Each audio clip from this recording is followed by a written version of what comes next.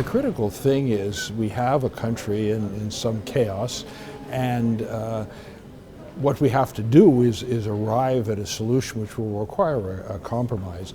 I mean, Greece is in financial difficulty. They've elected a new government. The government has, a populist government, has sort of made some assertions, but they're going to have to live with the fiscal reality they're in. On the other hand, I think Europe and other countries have to take into account the difficulties and be a bit accommodating. So we need to arrive at a compromise, because the last thing that anyone wants is to have Greece leave the currency union. I mean, that's one subject we'll be talking about. We'll be discussing the Ukraine, and generally, more broadly, we'll be discussing the difficulty that Europe is having in reasserting the normal growth pattern. I mean, it's really quite stagnant now, and they're dealing with deflation. So this is quite serious for an economy, the largest in the world, some 18 trillion in GDP. I do think there is a need to take action in areas which are going to be politically painful.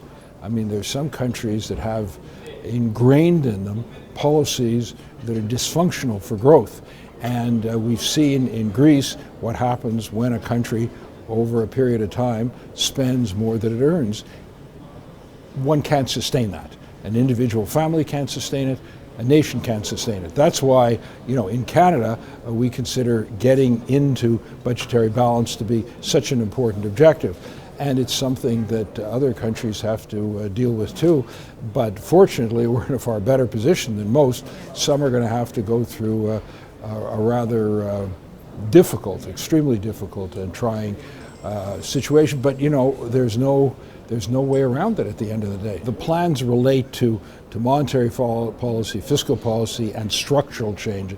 And the structural change is really part of the most critical and, frankly, the most difficult politically to achieve. For example, there are some countries that have impediments to hiring because of their labor laws, and so they have to make some changes which are going to be rather difficult to do. They have social programs which may not be sustainable for the type of economic growth and wealth that they've been able to achieve. Some have barriers to trade, and free trade is a very important initiative that our country, of course, has been pursuing. We've increased trade agreements from 5 to 43. That lifts all boats, and it's going to be tremendously advantageous for Canada. It can be advantageous for other countries as well. So those are some of the structural issues. There's going to be a lot of talk, and inherent in a lot of these plans is discussion about infrastructure. Infrastructure is needed for a burgeoning population and to deal with crumbling roads and bridges and so on, but it also stimulates economic growth. I feel that work has to be done, and I wouldn't say that people are in denial, but some countries have to do more.